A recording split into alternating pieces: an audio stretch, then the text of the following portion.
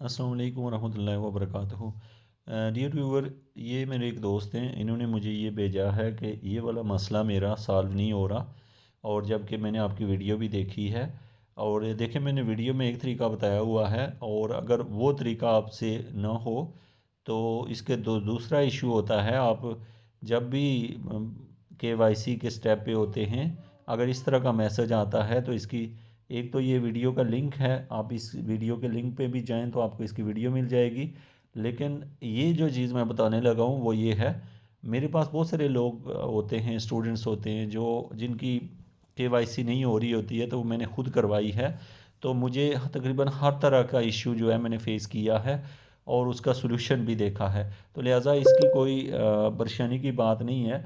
और आपने क्या करना है कि ऐसी जगह जहाँ पर इंटरनेट फास्ट हो, अपने दोस्त के किसी से ले लें, नेटवर्क चेंज करें अपना, और फिर जो दोबारा से आप इसी प्रोसेस को करें, तो फिर आपका ये मसला सॉल्व हो जाएगा। ये इशू जो है बिल्कुल इजीली ये आपका सॉल्व हो जाएगा, इसका कोई प्रॉब्लम नहीं आएगा। Thank you so much.